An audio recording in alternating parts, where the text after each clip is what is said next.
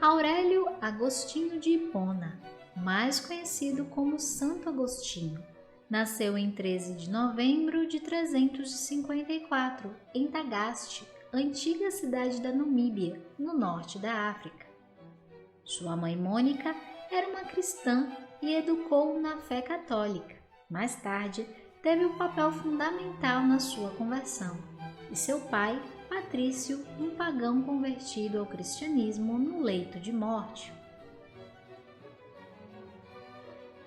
Embora sua mãe Santa Mônica fosse cristã, ela não quis batizá-lo por medo de que seu filho se perdesse no pecado e tivesse de pagar as duras penas da confissão. Naquela época, um pecador público era submetido a graves humilhações antes de ser readmitido à comunidade. Aos 11 anos, foi enviado para a escola em Madauro, uma pequena cidade da Argélia, a apenas 30 quilômetros ao sul de Tagaste. E ali aprendeu literatura latina e as práticas e crenças pagãs. Agostinho teve uma boa educação e aos 17 anos mudou-se para Cartago para estudar retórica. Apaixonou-se pela retórica e, após a leitura do livro Hortensius de Cícero, convenceu-se de que tinha de procurar fervorosamente a verdade. Embora tenha sido criado em um lar cristão, flertou com o maniqueísmo e com outras filosofias, uma vez que o livro teria despertado nele um imenso amor pela sabedoria. Como todos os jovens de sua época e classe social, por um certo tempo, Agostinho adotou um estilo de vida hedonista, associando-se a jovens que se vangloriavam de suas vidas de luxúria e se entregava demasiadamente aos prazeres carnais. E aos 19 anos, Agostinho iniciou um romance com uma jovem cartaginesa.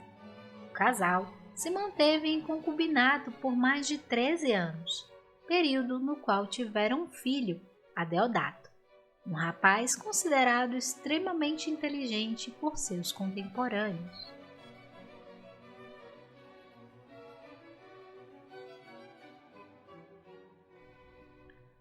Aos 20 anos, Agostinho iniciou gramática em Tagaste. No ano seguinte, mudou-se para Cartago, na Tunísia, para dirigir uma escola de retórica e lá permaneceu por 9 anos. Seus amigos adeptos do maniqueísmo o apresentaram ao prefeito de Roma, Aurélio Símaco, que tentava conseguir um professor de retórica para servir na corte imperial em Milão. Agostinho conseguiu a posição e viajou para Milão no final de 384. Aos 30 anos de idade, já havia conquistado a mais visível de todas as posições acadêmicas do mundo latino, justamente numa época que tais postos eram portas de entrada para carreiras políticas. Em Milão, Agostinho permitiu que sua mãe lhe arranjasse um casamento, e foi por conta disso que ele abandonou sua concubina. Acredita-se que Agostinho realmente amasse sua parceira de mais de 13 anos, e o rompimento foi bastante difícil para ele. Agostinho teve que esperar por mais 2 anos até que sua noiva atingisse a idade para casar. Nesse período, se envolveu com uma nova concubina. Porém, não demorou muito para que ele terminasse o noivado com sua prometida, bem como terminasse o relacionamento com sua segunda concubina. Depois de ouvir a história da vida de Santo Antão por Placiano e seus amigos e frequentar os profundos e famosos sermões de Santo Ambrósio, que era bispo de Milão, a verdade começou a mudar sua vida. Sua conversão foi incitada por uma voz infantil que ele ouviu pedindo-lhe para tomar e ler, em latim, tolle lege, o que ele entendeu ser um comando divino para abrir a Bíblia. Abri-la e ler a primeira coisa que encontrasse. Agostinho abriu na carta de São Paulo aos Romanos, no trecho conhecido como Transformação dos Crentes, do capítulo 12 ao 15, no qual Paulo fala como o Evangelho transforma os crentes e seu comportamento. O trecho exato, segundo ele, foi: Não caminheis em glutonarias e embriagueis, não nos prazeres impuros do leito e em leviandades, não em contendas e rixas, mas revesti-vos de nosso Senhor Jesus Cristo e não cuideis de satisfazer os desejos da carne. Quando Agostinho finalmente decidiu abraçar a igreja, sua mãe regozijou-se. Uma só coisa me fazia desejar viver um pouco mais, e era ver-te católico antes de morrer. Deus me concedeu esta graça superabundantemente, pois te vejo desprezar a felicidade terrena para servi-lo. Santo Ambrósio catequizou e batizou Agostinho e seu filho Adeodato na vigília da Páscoa do ano 387, na cidade de Milão. No mesmo ano, a família decidiu voltar para a África, mas, infelizmente, sua mãe, Santa Mônica, faleceu na cidade de Ostia, próximo a Roma, quando se preparava para embarcar. Pouco tempo depois, seu filho Adeodato também falecera, e Agostinho, entristecido, vendeu todo o seu patrimônio e deu o dinheiro aos pobres. No ano de 391, Agostinho foi ordenado sacerdote em Hipona e rapidamente tornou-se um pregador muito famoso e um ardoroso adversário do maniqueísmo, sua religião da juventude.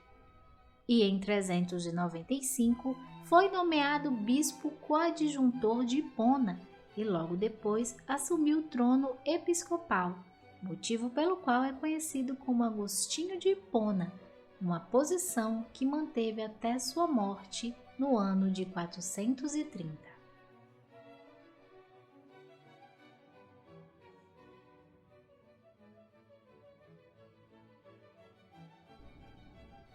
De acordo com São Possídio, amigo de Santo Agostinho e bispo de Calama, Santo Agostinho passou seus últimos dias em oração e penitência, com salmos pendurados nas paredes de seu quarto para que pudesse lê-los. Antes de morrer, ordenou que a biblioteca da igreja de Hipona e todos os seus livros fossem cuidadosamente preservados. Santo Agostinho veio a falecer em 28 de agosto de 430, aos 76 anos de idade. Santo Agostinho foi canonizado por aclamação popular e foi depois reconhecido como doutor da Igreja em 1298 pelo Papa Bonifácio VIII. Hoje, o túmulo de Santo Agostinho se encontra na Basílica de San Pietro in Celdoro, na cidade de Pávia, na Itália. O túmulo foi reformado em 1362 e decorado com baixos relevos contendo cenas da vida do santo.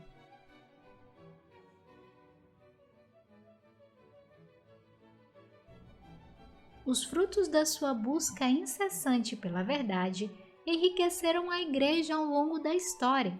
Entre as suas obras encontram-se escritos filosóficos, doutrinais, apologéticos, morais, monásticos e exegéticos.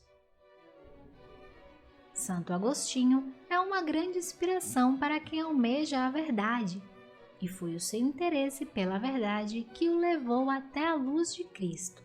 Sua vasta obra influenciou a teologia e o pensamento cristão. E se você gostou de conhecer a história desse grande santo, deixe seu like. E se quiser conhecer um pouco da história e da arquitetura da Igreja de Vis, não esqueça de clicar nesse último vídeo. Nos vemos na próxima pílula. Até a próxima!